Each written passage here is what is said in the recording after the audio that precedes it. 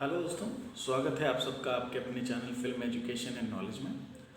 आज हम बात करेंगे फिल्म इंडस्ट्री में होने वाले फ्रॉड्स की, जिससे आई थिंक कभी ना कभी हम टकरा जाते हैं। कई कई बार हमारा जो डेस्परेट होते हैं ना जब हम किसी चीज़ के लिए, तो हम गलतियाँ कर देते हैं। और इंडस्ट्री में तो वैसे भी हो ही जाता है, जब स्ट्रगल करते करते लंबा टाइम हो जाता है तो आपको बस अब काम चाहिए होता है, तो बहुत सा ज़्यादा बैकग्राउंड चेक या बाकी चीज़ों पे ध्यान नहीं देते हैं और हम रेडी हो जाते हैं। फिर बहुत दिक्कतें हमको होती हैं। एक्चुअली सबसे ज़्यादा जो प्रॉब्लम आती है वो राइटर्स के साथ आती है। एक्टर और डायरेक्टर्स का क्या होता है, वो अपना रिज्यूमे भेजते हैं, चीज़ें अगर वर्कआउट होती हैं तब उनको फ्रॉड होगा तो वहाँ से चीज़ें गड़बड़ हो जाती हैं। उनका कोई इन्वेस्टमेंट नहीं होता इनिशियल स्टेज पे, आगे जाके उनको भी दिक्कतें होती हैं, ऐसा नहीं है, बट इनिशियल स्टेज पे राइटर्स को लॉस होता है। वो एक स्क्रिप्ट भेज देते हैं और स्क्रिप्ट उनकी सालों की मेहनत होती है, वो बेकार हो जाती है। वो कोई भी ले लेता है, वो अपनी तरह से उसको यूज़ करता है। और राइटिंग का एक प्रॉब्लम ये भी होता है, कॉपीराइट पे कोई इशू, स्टोरी पे कॉन्सेप्ट का कोई कॉपीराइट नहीं होता है। स्टोरी का तो होता है, कॉन्सेप्ट का कोई कॉपीराइट नहीं होता है और इसी का यूज़ किया जाता है। अब जैसे गैंग वॉर की कहानी है, अब गैंग वॉर एक कॉन्सेप्ट हो गया। अब उस गैंग वॉर पर आप कितनी भी फिल्में बना सकती हैं, कितनी भी फिल्में बन सकती हैं, आपका कोई कॉपीराइट नहीं होगा। जो स्टोरी लाइन है उसको थोड़ा बहुत चेंज कर दिया जाता है और वो इस तरह से घुमाते हैं कि आप उसको क्लेम भी नहीं कर सकते, तो सबसे ज़्यादा लॉस उन्हीं को होता है। एनीवे, सिलसिलेवार ढंग से चीज़ों को समझते हैं थोड़ा सा। सबसे पहले तो पहचाने कैसे कि ये प्रोजेक्ट फ्रॉड है या ये जेन्युइन है। तो सबसे पहली चीज़ जो आपको दिखती है वो ये दिखती है, जब आप कहीं पर ऐसा ऐड देखते हैं या ऐसी कोई पोस्ट देखते हैं जिसमें बोला जाता है कि राइटर चाहिए, डायरेक्टर चाहिए, एक्टर चाहिए, तो आप उसको देखिए। अगर उसने अपना मोबाइल नंबर दिया है तो वो प्रोजेक्ट बहुत छोटे लेवल का हो सकता है, या हो सकता है कि वो अभी टीम जोड़ रहा है, उसके पास कोई सोर्सेज नहीं है फाइनेंस के या चीज़ों के। जनरली कोई अपना नंबर इतनी आसानी से देता नहीं है, या मोस्टली चांसेस हैं कि वो फ्रॉड भी हो सकता है। फ्रॉड फ्रॉड लोग ये साइकोलॉजिकली खेलते हैं कि अगर मैं अपना नंबर देता हूँ, मोबाइल नंबर, तो लोगों को लगेगा मैं जेन्युइन हूँ, क्योंकि उन लोगों को ऐसा लगता है कि भाई अगर जेन्युइन नहीं है तो अपना नंबर नहीं देगा, मोबाइल नंबर नहीं देगा, मेल आईडी करेगा। यहीं पे वो मात खा जाते हैं। फ़ोन नंबर देते हैं बट वो मोस्टली व्हाट्सएप पे बात होती है, फिर आप कॉलिंग भी करते हो, ऐसा नहीं है, लेकिन वो जेन्युइन नहीं होते हैं, क्योंकि उसका रीज़न ये होता है कि फ़ोन नंबर देने से वो साइकोलॉजिकली आपके दिमाग को इफ़ेक्ट करते हैं। फ़ोन नंबर कोई नहीं देता, लोग नहीं चाहते कि जो इंडस्ट्री के लोग हैं वो नहीं चाहते कि आप उन तक ईज़िली पहुंच जाएं, क्योंकि बहुत सारे फ़ोन और बहुत सारी चीज़ें, दिन में कम से कम 10-12 फ़ोन तो नॉर्मल आ ही जाते हैं हर इंसान को। मेरे जैसे इंसान को 10-12 फ़ोन आ जाते हैं रोज़ काम के लिए, कि काम चाहिए, तो वो लोग इन चीज़ों को अवॉइड करते हैं। तो इसलिए कोई नंबर अपना नहीं देता है, मोस्टली मेल आईडी लोग देते हैं। अगर कोई नंबर दे रहा है तो वो गड़बड़ है, उसको थोड़ा स्कैन करके चीज़ें फूक फूक के कदम आपको आगे रखने हैं। अगर हाँ, अगर उसने जो मेल आईडी दिया है वो ऑफिशियल मेल आईडी का मतलब क्या होता है कि एक तो जीमेल का एक आईडी हो, जीमेल मेल आईडी हो गया या याहू मेल आईडी हो गया, इस तरह से जो उसका प्रोडक्शन हाउस होगा ना, उसका ऑफिशियल मेल आईडी होगा, ऑफिशियल वेबसाइट होगा, उसका मेल आईडी होगा, तो वो जेन्युइन है। तो वो 99% चांस है वो जेन्युइन है। 1% चांस हो सकता है वो भी गड़बड़ हो, लेकिन जेन्युइन है, वो आप देख सकते हैं। अगर उसने जीमेल या किसी याहू का नॉर्मल अपना पर्सनल मेल आईडी दिया है, तो ये तीनों ही कंडीशन में सबसे पहले आप आंख बंद करके, स्पेशली राइटर्स को भेजना नहीं चाहिए। आप जाइए, आप उसकी वेबसाइट को देख लीजिए। आई थिंक एक्टर और डायरेक्टर तो भेज भी सकते हैं, उनका कोई इनिशियल स्टेज पे इसमें कोई लॉस नहीं है अपना प्रोफाइल भेजने में। लेकिन राइटर्स को जाकर आपको, अगर आपको फेसबुक पे कोई पोस्ट देखा, आपने लिंक्डइन पे देखा या इंस्टा पे देखा, ट्विटर पे देखा, तो आप उसके मतलब उसकी प्रोफाइल को विजिट कर सकते हैं, क्योंकि अपनी प्रोफाइल से उसने ये पोस्ट किया होगा। तो आप जब उसकी प्रोफाइल विजिट करते हैं तो आपको ये देखना है कि उसने अपना अकाउंट प्राइवेट तो नहीं किया हुआ है। मोस्टली ऐसे लोग प्राइवेट करते हैं जो फ्रॉड होते हैं। जो जेन्युइन होते हैं वो ओपन रखते हैं, बट बहुत सारी चीज़ें लॉक करके रखते हैं। मोस्टली लोग फ्रॉड होते हैं जो प्राइवेट करते हैं। तो फिर आपको उसका नाम देखना है, नाम जाकर आपको IMDb पे चेक करना है, क्योंकि कई बार होता है कि लोग नहीं चाहते कि अगर कोई पोस्ट डालते हैं तो कुछ दिनों के लिए वो अपनी आईडी को प्राइवेट कर देते हैं ताकि लोग उन तक आसानी से पहुंच ना सकें। रीज़न जैसा मैंने पहले बताया कि लोग नहीं चाहते कि उनको फ़ोन आए, उनको मैसेजेस लोग करना शुरू कर देते हैं, सर मुझे काम चाहिए। अगर वो राइटर के रिलेटेड अगर पोस्ट डाल रहे हैं तो डायरेक्टर, असिस्टेंट डायरेक्टर, कैमरामैन भी उनको मैसेज करने लगते हैं, सर हम भी फ्री हैं, हमारे लिए कुछ बताइए, ये सारी चीज़ें होने लगती हैं। तो मोस्टली वही चीज़, इन चीज़ों को अवॉइड करने के लिए अपना अकाउंट कुछ दिनों के लिए प्राइवेट कर देते हैं। तो ऐसी कंडीशन में क्या करना है, आपको नाम कॉपी करना है IMDb पे जाकर।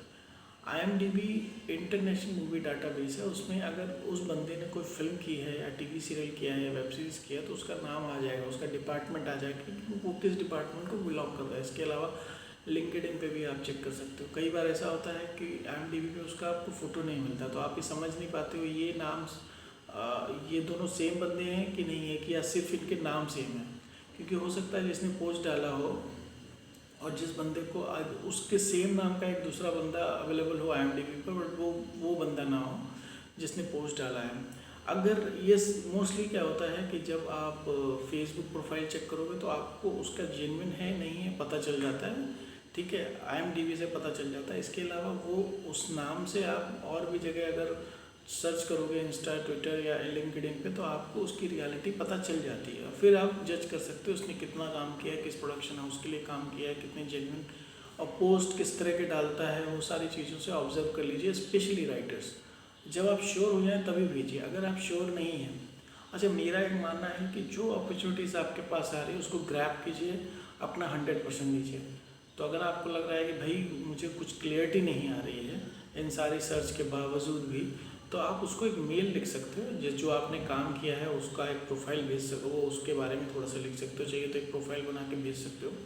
और आप उससे कुछ क्वेश्चंस कर सकते हो प्रोजेक्ट से रिलेटेड, पोलाइटली वे में आप उससे पूछ सकते हो कि अगर मेरे पास बहुत सारे स्क्रिप्ट है, अगर आप मुझे एक पर्टिकुलर चीज़ें बता दें तो मैं आपको सेलेक्टेड चीज़ें भेजूँगा ताकि आपका टाइम बचे। रिस्पेक्टफुली आप उससे पूछिए कि आपका लोकेशंस क्या है, आपका बजट कितना है, आप एक्टर किस तरह के सोच रहे हैं, और बाकी चीज़ें क्या हैं जो आप मुझे बता सकें। वो पर्टिकुलर जॉनर क्या है, थ्रिलर है, कॉमेडी, क्या ढूंढ रहे हैं आप मुझे बताएंगे तो मैं उससे रिलेटेड चीज़ें भेजूँगा जिससे आपका भी टाइम बचे, मेरा भी टाइम बचे। मोस्टली जब आप ऐसा मेल करते हो तो रिवर्ट आएगा अगर वो जेन्युइन बंदा है और आपका प्रोफाइल इंटरेस्टिंग है तो। क्यों ऐसा होता है, क्योंकि जो फ्रॉड होते हैं उनका टारगेट वही होता है कि फ्रेशर हो, जिसको ज़्यादा नॉलेज ना हो, इंडस्ट्री में नए हो, इसलिए वो आपका रिज्यूमे और बाकी चीज़ें मंगाते हैं ताकि वो आपको अपने जाल में फंसा सके। जब आपकी बाकी चीज़ें अच्छी हैं, सही हैं, तो कोई फ्रॉड आपको रिवर्ट ही नहीं करेगा। जो जेन्युइन होगा वो करेगा। अगर उसे भी लगता है कि भाई इतने सारे मेल आ रहे हैं, इनमें से मुझे कुछ मिल जाएगा, तो वो भी हो सकता है आपको ना करे। लेकिन अगर आप श्योर नहीं हो तो मत भेजना स्क्रिप्ट, मैं आपको बता रहा हूँ, क्योंकि वो चीज़ सही नहीं होती है। बहुत ज़्यादा फ्रॉड्स होते हैं। आप स्क्रिप्ट भेजते हो, बहुत तरह के फ्रॉड होते हैं राइटर्स के साथ। वो पूरी स्टोरी चेंज कर देते हैं अपने हिसाब से, चेंजेस करके चैनल में बाकी जगह अपने नाम से पिच करते हैं। कई बार कुछ लोगों के पास तो कुछ होता भी नहीं है, वो ऐसी स्टोरी मंगा लेते हैं और फिर भेजते रहते हैं चैनल और इधर उधर। अगर वहाँ कुछ होता है तो फिर वो अपने नाम से ही पिच करते हैं, अपने नाम से ही आगे लेकर जाते हैं। तो वो उस कंडीशन में स्क्रिप्ट को भी जस्टिस नहीं मिलता है और आपकी पूरी मेहनत, सालों की मेहनत बेकार हो जाती है। तो इसका थोड़ा सा मेरे हिसाब से आपको ध्यान देना चाहिए। इसके अलावा जो एक दूसरी चीज़ है जिस पर मुझे ऐसा लगता है ध्यान देना चाहिए, पहला स्टेप तो यही है कि अगर ऑफिशियल मेल आईडी है तो 99% में आप जज कर सकते हैं कि वो इंसान जेन्युइन होगा, फेक नहीं होगा। अगर उसने अपना ऑफिशियल मेल आईडी दिया है तो। अगर पर्सनल दिया है, ऑफिशियल मेल आईडी मोस्टली लोग देते हैं, क्योंकि क्या होता है राइटिंग से रिलेटेड तो स्पेशली लोग प्रेफर करते हैं कि ऑफिशियल मेल आईडी दें, क्योंकि ऑफिशियल मेल आईडी से लेने का मतलब हो जाता है कि आप कंपनी के ऊपर अगर कुछ राइटर को कोई इशू होता है, राइटर का कोई झगड़ा या कुछ होता है, इन फ्यूचर लीगल एक्शन लेता है, तो वो कंपनी के अगेंस्ट ले पाएगा, मेरे अगेंस्ट नहीं ले पाएगा। उसके पास एक प्रूफ है कि मैंने इस कंपनी के बंदे को दिया है। लेकिन वो अपनी पर्सनल जीमेल या बाकी किसी चीज़ों को देता है तो वो फंस सकता है। जो फ्रॉड होते हैं वो अवॉइड करते हैं। और प्रोफेशनल जो चीज़ें हैं इंडस्ट्री में, जो प्रोफेशनल तरीका है इन सारी चीज़ों के लिए, वो ऑफिशियल मेल आईडी ही है। तो जो काफ़ी टाइम से काम कर रहे हैं, जो प्रोफेशनल कंपनी है, प्रोडक्शन हाउसेस हैं, वो पर्सनल मेल आईडी नहीं देते हैं। वो ऑफिशियल मेल आईडी देते हैं। तो ऑफिशियल मेल आईडी अगर आपको किसकी मिलती है तो वो जेन्युइन लोग हैं। आप वेबसाइट और बाकी चीज़ें भी उससे फिर चेक कर सकते हैं। अच्छा, सॉरी, अभी ये बात हो गई कि फर्स्ट स्टेप कैसे अप्रोच करें। इसके बाद राइटर, डायरेक्ट, एक्टर और डायरेक्टर तो भेज सकते हैं, प्रोफाइल में उनका कोई इन्वेस्टमेंट नहीं हो रहा है। उसके बाद फ्रॉड का अगला कदम होता है, जो मेन होता है, सॉरी, वो ये होता है, वो क्या करते हैं, वो आपको बुलाते हैं। मोस्टली जिनके पास पैसे नहीं हैं, चीज़ें नहीं हैं, वो सेलेक्ट क्या करते हैं, वो सेलेक्ट करते हैं आपके पास पैसे हैं कि नहीं है। पहली चीज़ वो ये देखते हैं, फ्रॉड। तो आपका जो प्रोफाइल आप भेजते हो उसमें सारी डिटेल आप मेंशन करते हो, आप कहाँ से पढ़े हुए हैं, क्या हैं, आप अपना इंस्टा आईडी, आप अपनी बाकी आईडीज़ शो करते हो, वहाँ पे डालते हो, क्योंकि वो प्रोफाइल का एक तरीका होता है। तो वो उससे चेक करते हैं कि आप कितने पैसे वाले हो, कितना पैसा है आपके पास। पहली चीज़ वो ये देखते हैं। दूसरी चीज़ ये देखते हैं, अगर आपके पास पैसे नहीं हैं तो आप इंडस्ट्री में कितने टाइम से काम कर रहे हो, कौन से बड़े एक्टरों के संपर्क में हो आप, और कितना सर्कल बड़ा है आपका, किन किन को जान सकते हो, क्या क्या कर सकते हो उनके लिए। तो दूसरा सिलेक्शन वो यहाँ से करते हैं, चाहे वो एक्टर हो, चाहे वो राइटर हो, चाहे वो डायरेक्टर हो, ठीक है। उसके बाद वो आपसे मिलते हैं। अगर वो जेन्युइन नहीं है तो मोस्टली क्या करते हैं, बाहर किसी रेस्टोरेंट में मिलते हैं, या मॉल में जो फूड कोर्ट होता है वहाँ बुलाते हैं। मॉल में जो फूड कोर्ट होता है मोस्टली वो वहीं मिलते हैं। इंडस्ट्री में अगर आपको कोई इन्फिनिटी मॉल बुला रहा है, सिरजी होटल बुला रहा है, ओशीवारा के 2 स्पॉट हैं, और बोला जाता है यहाँ पे बैठे बैठे करोड़ों की फिल्म बनती है, करोड़ों की फिल्म रिलीज़ हो जाती है, वो इतने बड़े बड़े सपने आपको दिखा देते हैं। इस तरह से इन जगहों के बारे में बोला जाता है। तो इन्फिनिटी मॉल और सिरजी तो अवॉइड ही कीजिए। अगर कोई आपको बुला रहा है तो वो थोड़ा सा जेन्युइन नहीं हो सकता है। लेकिन इस तरह से मैं वापस अपनी बात रिपीट करता हूँ, अपनी पूरी कोशिश करनी है, गिव अप नहीं करना है, और जब तक आपको ऐसा लगता नहीं है कि ये बंदा गलत है तब तक कोशिश करनी है। जब तक आप मेल कर दीजिए, आप जाइए मिलने, चाहे वो सिरजी बुलाए, चाहे वो इन्फिनिटी बुलाए, किसी तीसरी जगह पर भी बुलाए, आप जाइए मिलिए। मिलने में कोई हर्ज नहीं है, थोड़ा सा टाइम आपका जाता है, बट ये स्ट्रगल टाइम पे तो ये सारी चीज़ें आपको करनी है। आप जब मिलने जाओगे तो वो आपको दुनिया भर की कहानी बताएंगे कि मैंने ये किया है, ये किया है, मेरे साथ ये जुड़े हुए हैं, मेरे साथ वो जुड़े हुए हैं, मैं इतना बड़ा प्रोजेक्ट कर रहा हूँ, ये कर रहा हूँ, वो कर रहा हूँ। सबसे पहला लाइन आता है, मैं 50% इन्वेस्टमेंट कर रहा हूँ, 50% की मुझे ज़रूरत है, या आप लगा दीजिए या कहीं से आप अरेंज कर दीजिए। वो क्या होता है, जो आप 50% देते हैं वो उसी में फिल्म बनाते हैं, और वो जो 50% खुद का देने वाले होते हैं वो कभी डालते ही नहीं हैं। और वो जो 50% आप देते हो उसमें से वो कम से कम 30% तो खुद खा जाते हैं, और 20% में फिल्म बनती है और वो कचरा बन जाती है। Sorry for my language, but वो कचरा ही होती है, उसका कोई मतलब होता नहीं है। 99.99% वो भी नहीं बनती, वो पूरे 50% आपके खा जाते हैं, और कुछ बहाने से फिल्म अटका देते हैं। पहले लोग इस तरह के होते हैं। वो आपको इन्फिनिटी मॉल या रेस्टोरेंट्स में किसी मिलेंगे, या मॉल में मिलेंगे, या कुछ इस तरह से जगह पर मिलते हैं। आप उनकी बातों से भी अंदाज़ा लगा सकते हो। वो प्रोजेक्ट के बारे में बहुत कम बात करेंगे, सपने आपको ज़्यादा दिखाएंगे कि मेरी ये पिक्चर यहाँ रिलीज़ हुई है, इसको हम यहाँ लेकर जाएंगे, इसको हम इधर लेकर जाएंगे, इधर मेरा लिंक है, आपको अवार्ड मिल सकते हैं, ये हो सकता है, वो हो सकता है। दुनिया भर की जो आपके सपने हैं उस पर वो ज़्यादा फोकस करेंगे ताकि आपको अट्रैक्ट कर सकें। ये उनकी पहली पहचान है। उसके बाद क्या होता है, कुछ लोग हैं जो आपको बहुत बड़े ऑफिस में बुलाते हैं, या 5 स्टार होटल, 7 स्टार होटल्स में बुलाते हैं। वो कौन होते हैं और उनका क्या टारगेट होता है?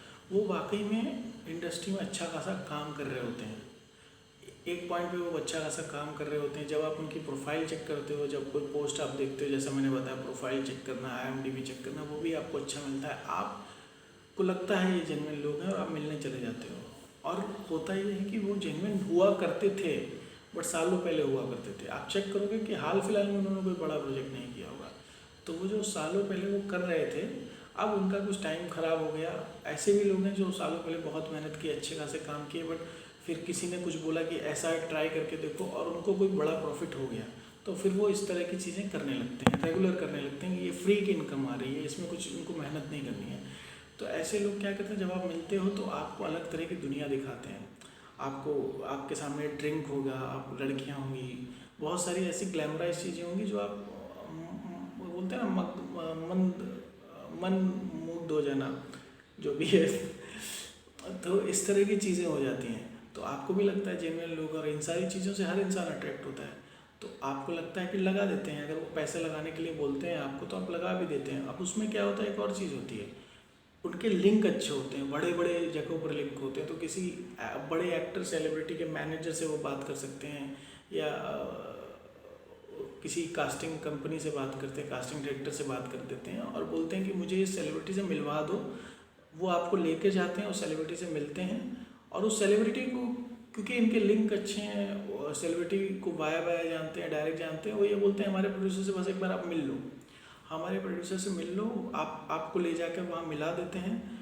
और आपको भी लगता है भाई इतने बड़े सेलिब्रिटी से मिलाया, वो हाँ ना वो ये, लेकिन उसको ये बोला जाता है सेलिब्रिटी को, आप उसको जो उसका मैनेजर है, उसका जो मेकअप वाला है, कास्टिंग वाला, उसको भी बोलता है सर प्लीज़ मिल लो आप, और भले आप मत करना क्योंकि मेरे पुराने मित्र हैं वो बहुत फोर्स कर रहे हैं, इसलिए प्लीज़ मिल लीजिए। तो वो भी मिल लेते हैं, 5-10 मिनट के लिए मिल लेते हैं, कोई भी रिलेशन मेंटेन करने के लिए ये चीज़ें कर देते हैं, वो भी फेवर कर देते हैं, बट वो प्रोजेक्ट कभी नहीं करते हैं।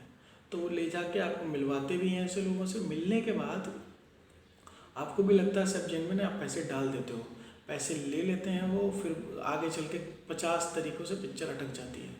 ये भी एक फ्रॉड होता है। तो आप इस फ्रॉड से कैसे बचें?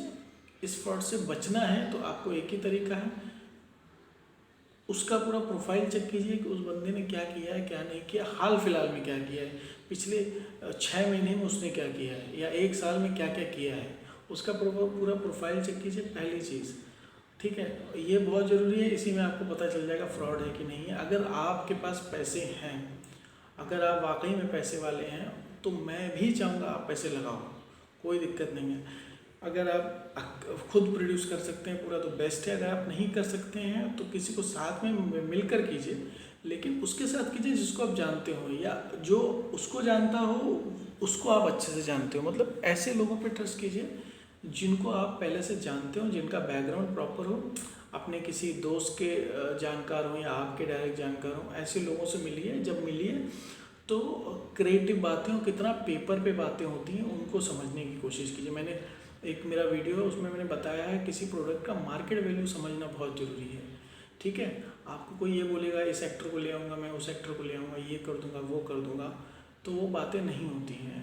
वो समझने की कोशिश कीजिए कि बड़ा एक्टर छोटे प्रोडक्शन हाउस में तभी काम करता है जब बड़ा डायरेक्टर हो उसके पास, नहीं तो वो नहीं करता है। अगर नए प्रोडक्शन हाउस के साथ कभी कोई बड़ा एक्टर काम नहीं करेगा। अगर आप पर्सनली उसको बहुत अच्छे से जानते हो तो वो बात अलग है, नहीं तो वो नहीं करेंगे। अगर डायरेक्टर बड़ा नहीं है तो, अगर प्रोडक्शन हाउस बड़ा है तो वो एक्टर बड़े आते नहीं हैं, उसका सपना देखना नहीं चाहिए। आपके पास जो लोग हैं, जितना भी मटेरियल है उसमें आप कलेक्ट कीजिए कि मार्केटिंग वैल्यू इसकी कितनी है और इसका रिकवरी कैसे हो पाएगा कि नहीं हो पाएगा। जितनी उस प्रोडक्ट की मार्केट वैल्यू है उतना ही पैसा डालना है। मार्केट वैल्यू कैसे निकालते हैं, मैंने एक मेरा है एपिसोड है, उसका मैं यहाँ पर वीडियो का लिंक डाल दूँगा, वो आप देख लेना। और उसमें मैंने बताया मार्केट वैल्यू कैसे कैलकुलेट करते हैं उस वीडियो में। तो मार्केट वैल्यू बेसिकली मैं एक लाइन बता भी देता हूँ कि एक्टर और बाकी जितनी भी चीज़ें होती हैं उन सबको, लोकेशन, टारगेट ऑडियंस, सबको कैलकुलेट करके एक बजट निकाला जाता है। तो वो आपको निकालना पड़ता है, तो उतना ही पैसा आपको डालना है।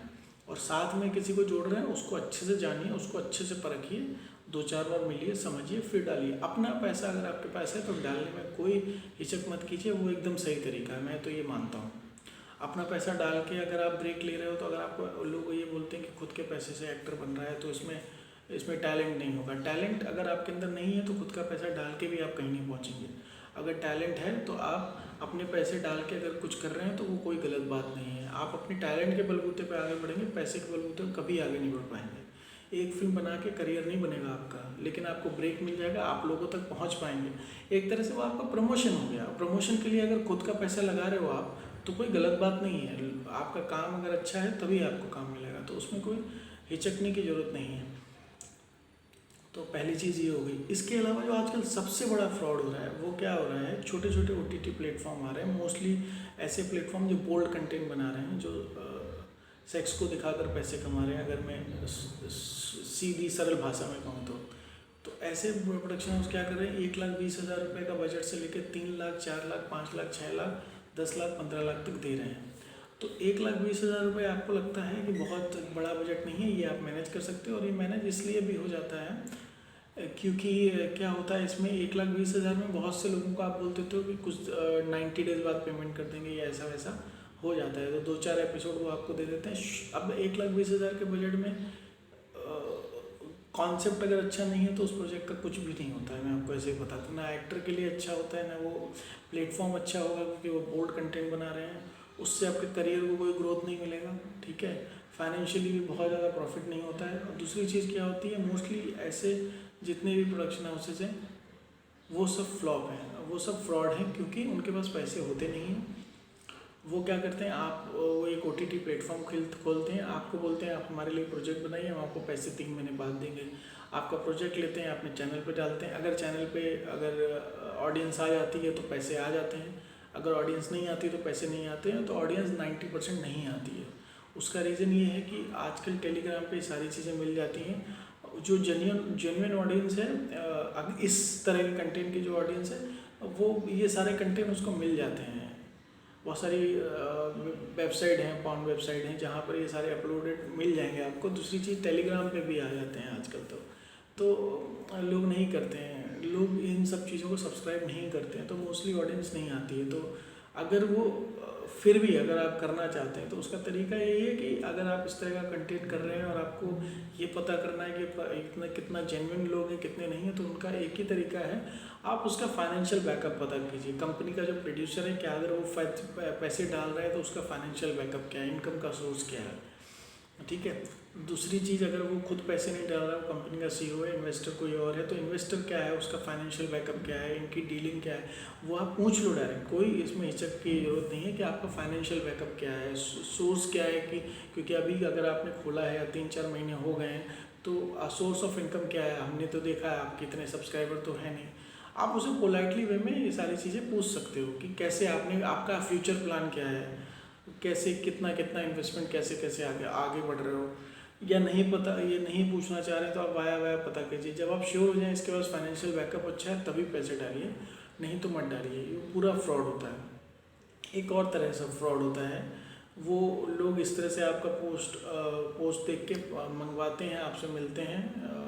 वो लोग क्या करते हैं, जो इस तरह के प्रोड्यूसर्स होते हैं, वो आपसे बोलते हैं कि हम एक प्रोमो बनाएंगे इस प्रोजेक्ट का, और इसके बाद हम इसके बाद हम शूट स्टार्ट करेंगे 1 महीने बाद या 2 महीने बाद, या जैसा भी वो बोलते हैं। तो वो क्या करते हैं, वो आपसे एक प्रोमो बनाते हैं जिसके पैसे आपको नहीं देते हैं। वो आपको बोलते हैं हम इसका पेमेंट आपको 1 महीने बाद करेंगे, 2 महीने बाद करेंगे। जनरली 1 महीना तो 1 महीने बाद ही पेमेंट दिया जाता है, इंडस्ट्री का रूल है। और जो बड़े पेमेंट हैं, डायरेक्टर्स के पेमेंट है, एक्टर के पेमेंट है, वो तो 90 डेज बाद भी होते हैं। तो क्या होता है, ऐसे लोग क्या करते हैं, आपसे एक प्रोमो बना लेते हैं और प्रोमो का कोई पैसे नहीं देते हैं, फिर आपको टालते रहते हैं। वो प्रोमो बना के, उनके कोई लिंक नहीं होते, उन्हें कोई फिल्म नहीं बनानी होती, वो ये प्रोमो बना के खुद स्ट्रगल करते हैं, जगह जगह भटकते हैं कि हमने ये बनाया है, हमारा ये प्रोजेक्ट है। तो क्या होता है, जब आपके पास किसी के पास प्रोमो है तो लोग उसको सीरियस लेते हैं कि भाई इसने पैसा डाल के बनाया है, सीरियस होगा। बट वो सीरियस नहीं है, वो वहाँ भी इन्वेस्टर ढूंढ रहा है, उसने आपको भी 1 रुपये नहीं दिया, फिर वो आपका फ़ोन उठाना बंद कर देते हैं, फिर बहुत सारी चीज़ें होती हैं। तो उससे भी बचना है, क्योंकि टाइम की बहुत वैल्यू आपको करनी है। टाइम इस तरह से बर्बाद करेंगे तो नहीं समझ पाएंगे। नंबर 1 चीज़ याद रखिए, जेन्युइन लोग होंगे तो उनका प्रोफाइल भी आपको मिल जाएगा, सारी चीज़ें मिल जाएंगी, और ऑफिशियल मेल आईडी वो देंगे आपको, पर्सनल मेल आईडी नहीं देंगे। ये मेन चीज़ है, इसको समझ के चलिए। दूसरा जो मोटा मोटा मैं बता दूं आपको, वो ये है। दूसरा ये है, अगर आपको पैसे लगाने हैं, अगर आपके पास पैसे हैं, लगा सकते हैं, तो उन लोगों के साथ मिलकर लगाइए जिन्हें आप पर्सनली जानते हो। वहाँ भी झगड़े हो जाते हैं, पर्सनल जब पैसे की बात आती है तो झगड़े हो जाते हैं। तो जितना हो सके क्रिस्टल क्लियर रखने की कोशिश कीजिए। अगर आप प्रोड्यूसर हैं और इस तरह के छोटे छोटे OTT प्लेटफॉर्म पे अगर कुछ करना चाह रहे हैं, तो उस OTT प्लेटफॉर्म का फाइनेंशियल बैकअप क्या है वो पता करना बहुत ज़रूरी है। जिससे आप मिल रहे हैं उसका बैकग्राउंड क्या है, उसने अगर कोई चैनल है, छोटा OTT प्लेटफॉर्म है, उसका जो ऑनर है उसका बैकड्रॉप क्या है, या उसका CEO का बैकड्रॉप क्या है, उसने क्या किया हुआ है उससे पहले, वो सारी चीज़ें आप पता करेंगे तो आपको जेन्युइन चीज़ें पता लग जाएंगी। ओवरऑल टोटलिटी में अगर मैं आपको बोलूँ तो जेन्युइन चीज़ पता करने के लिए आपको थोड़े एफर्ट करने पड़ेंगे, थोड़ी इसकी इंक्वायरी करनी पड़ेगी। तो ये आज का वीडियो यहीं समाप्त करते हैं और मिलते हैं नेक्स्ट वीडियो में जल्दी। Thank you very much.